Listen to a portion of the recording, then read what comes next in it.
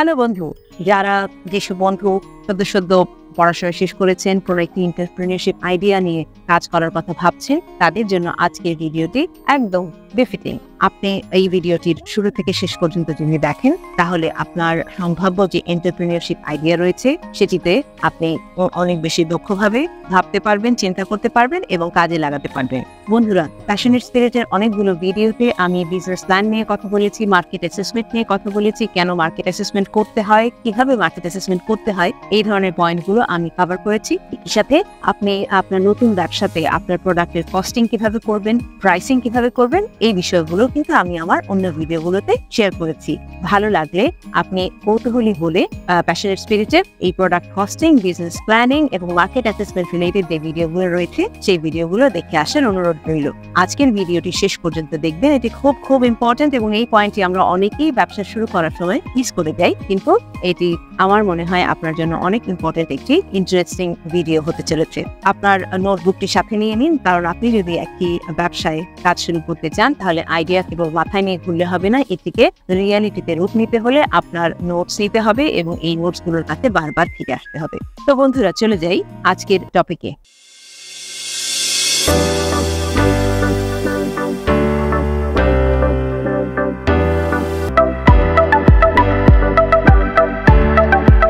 আজকের টপিক হলো, আপনি যখন একটি এন্টারপ্রেনিয়রশিপ আইডিয়া শুরু করেন তখন বিভিন্ন ধরনের প্রোডাক্টের কস্টিং করতে হয় এবং এই কস্টিংগুলোর মধ্যে আপনি সাধারণত যে সমস্ত উপকরণ বাজার থেকে কিনে নিয়ে আসেন সেগুলোর একটি কস্টিং করেন এবং একই সাথে এই র মেটেরিয়াল বা উপকরণগুলোকে একটি ফাইনাল প্রোডাক্ট পর্যন্ত পৌঁছে দেওয়ার জন্য যে স্টেপ বাই স্টেপ যে কস্টগুলো ইনকার করতে হয় সেই কস্টগুলোর একটা লিস্টিং আপনি করেন।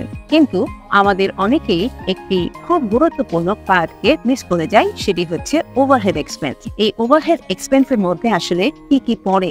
বন্ধু, আপনি যদি বাসা থেকে ফুড প্রিপেয়ার করে হোম ডেলিভারি করার কথা ভাবেন, তাহলে হয়তো আপনি আপনার ইলেকট্রিসিটি বিল, ওভেন অপারেট করার জন্য যে ইলেকট্রিসিটি বিল রয়েছে সেটির কথা চিন্তা করেন না। কিংবা আপনি যে বাড়িতে যে স্পেসটুকু ব্যবহার করছেন, হয়তো আপনার কোনো আলাদা দোকান ভাড়া নিতে হচ্ছে না, কিন্তু আপনি হয়তো আপনার বাড়ি থেকেই আপনার ব্যবসাটি পরিচালনা করার চেষ্টা করছেন। সেরকম ক্ষেত্রে আপনি কি আপনার বাড়ির রেন্টের একটি অংশ ক্যালকুলেট করেন?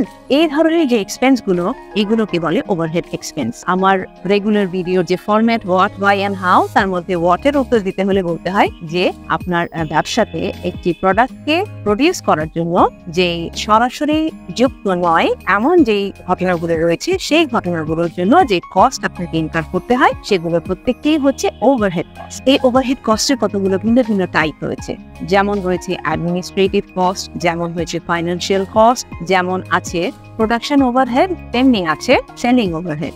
বন্ধুরা, বেশি জটিল করবো না, খুব সহজভাবে যদি বলতে হয় তাহলে হচ্ছে যে কিছু এক্সাম্পল আমি আপনাকে দিই, যে এক্সাম্পল গুলো দেখলে আপনি বুঝতে পারবেন যে আসলে ওভারহেড কস্টের মধ্যে আসলে কি পড়ে। যেমন ধরুন, রেন্টের কথা বললাম, ইউটিলিটিজ এর কথা বলবো। ইউটিলিটিজ এর মধ্যে আপনার ইলেকট্রিসিটি বিল, আপনার পানির বিল, আপনার গ্যাসের বিল, আপনার লিফটের সার্ভিসিং এর জন্য যে খরচ আপনাকে করতে হয় তারও কিছু পোর্শন কিন্তু আপনার এই প্রোডাক্টের কস্টিং এর মধ্যে আসতে হবে।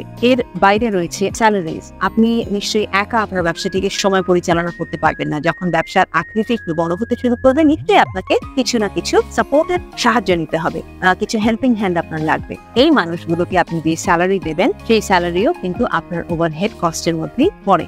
এর বাইরে আপনি যে সমস্ত র মেটেরিয়ালস ব্যবহার করবেন সেগুলো বহন করে আনার জন্য যে ট্রান্সপোর্ট কস্ট রয়েছে, সেই ট্রান্সপোর্ট কস্টও কিন্তু ওভারহেড এক্সপেন্সের মধ্যেই পড়ে। আপনার ব্যবসাটি যদি রেজিস্টার্ড একটি বিজনেস হয়, অর্থাৎ আপনার যদি ট্রেড লাইসেন্স থেকে থাকে, ভ্যাট, ট্যাক্স এগুলো থেকে থাকে, তাহলে কিন্তু আপনাকে ইয়ারলি এই সমস্ত এই যে ট্যাক্স পে করার জন্য যে খরচ হবে সেটিও কিন্তু সারা বছরের প্রতি 12টি মাসের মধ্যে এই কস্টগুলোকে ভাগ করে নিতে হবে। খুব জরুরি। অবশ্যই আমি এনকারেজ করব যে একটি পর্যায়ে আপনার ব্যবসাকে বড় করতে হলে নিশ্চিতভাবে কিন্তু লাইসেন্সিং এর বিষয়গুলো খেয়াল রাখতে হবে। আরেকটি ইম্পর্টেন্ট ওভারহেড কস্ট রয়েছে, যেটি হচ্ছে অ্যাডভার্টাইজিং কস্ট। আমরা জানি আপনাদের অনেকে আজকাল অনলাইনে আপনার ব্যবসাকে প্রমোট করে থাকেন, আপনার প্রোডাক্টকে প্রমোট করে থাকেন এবং যেখান থেকে একটি বড় ক্লায়েন্ট বেজ আপনার তৈরি হয়। সুতরাং এই বড় ক্লায়েন্ট বেজকে অ্যাট্রাক্ট করতে হলে, তাদেরকে আপনার চ্যানেলের সাথে ধরে রাখতে হলে, আপনার প্রোডাক্টের প্রমোশনের সাথে ধরে রাখতে হলে হলে কিন্তু অ্যাডভার্টাইজিং ইজ ভেরি ইম্পর্টেন্ট।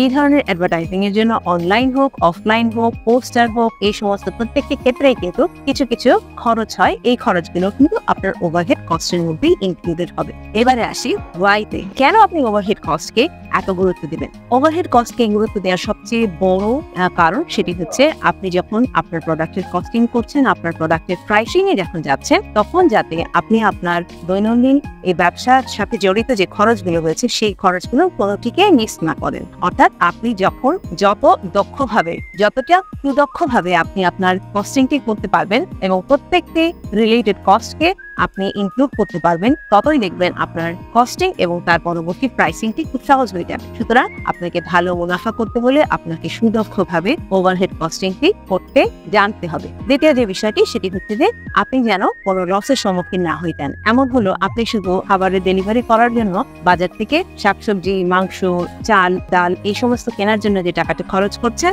এবং আপনি যে মানুষগুলোকে কাজে লাগাচ্ছেন স্যালারিতে, সেটুকু খরচই আপনি ইনক্লুড করলেন, কিন্তু এই ইলেকট্রিসিটি বিল, গ্যাস বিল, পানির বিল, আপনার হাঁড়ি পাতিলের খরচ, এই সমস্ত জিনিসকে আপনি ওভারলুক করে এগুলো আপনি আপনার খরচের মধ্যে ধরলেন না। তাহলে কি হবে? তাহলে কিন্তু আপনি আপনার অজান্তেই আপনার নিজের কিছু লসের ব্যবস্থা কিন্তু রেখে দিলেন। অর্থাৎ সম্পূর্ণ প্রাইসিংটি হলো একটি অসম্পূর্ণ তথ্যের উপরে ভিত্তি করে। সুতরাং বন্ধু, ওভারহেড কস্টিং এর ক্ষেত্রে খুবই সচেতন হন এবং খুবই সুদক্ষভাবে সময় নিয়ে ওভারহেড কস্টের লিস্টিং করুন এবং তার পরবর্তী ধাপই হলো আপনার ওভারহেড কস্টিংটি আপনি সম্পূর্ণভাবে করতে চেষ্টা করুন। বন্ধু, আপনি স্ক্রিনে একটি স্লাইড দেখতে পাবেন। এই স্লাইডে আমি খুব সহজ একটি এক্সাম্পল দিয়ে বোঝানোর চেষ্টা করেছি যে আপনি কিভাবে একটি প্রোডাক্টের ওভারহেড কস্টিং করতে পারেন এবং একই সাথে আপনার ওভারহেড কস্টিং এর যে রেট, সেই রেটটি আপনি যাতে সবসময় আপনার মনে ধরে রাখতে পারেন। আপনি যদি স্লাইডটি খেয়াল করেন তাহলে দেখবেন যে লিখেছি total overhead expense divided by total sale, এবং এটি একটি নির্দিষ্ট সময়ের মধ্যে হতে হবে।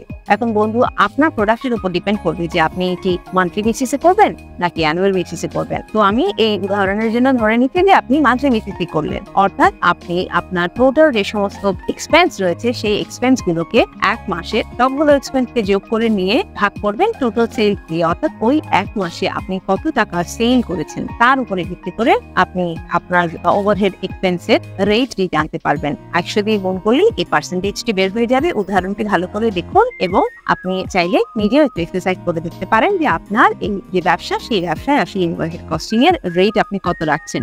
এতে আমার এক্সাম্পলের ক্ষেত্রে 25% হয়েছে, আপনার এক্সাম্পলের ক্ষেত্রে বা আপনার রিয়েল যে ক্যালকুলেশন রয়েছে সেই ক্যালকুলেশনের ভিত্তিতে দেখা যেতে পারে এটি 5%, 6% যেটি হয় সেটাই আপনি সবসময় আপনার প্রাইসিং এর ক্ষেত্রে মনে রাখবেন। অর্থাৎ আপনি যখনই প্রোডাক্টের ডিরেক্ট কস্ট বের করবেন, একই সাথে আপনি আপনার অ্যাডমিনিস্ট্রেটিভ কস্টটিকেও ওই পার্সেন্টেজ দিয়ে যখন আপনার কস্টের সাথে যোগ করে দিবেন, তখন আপনি আপনার প্রোডাক্টের অ্যাকচুয়াল যে কস্ট রয়েছে সেই কস্টটি জানতে পারবেন।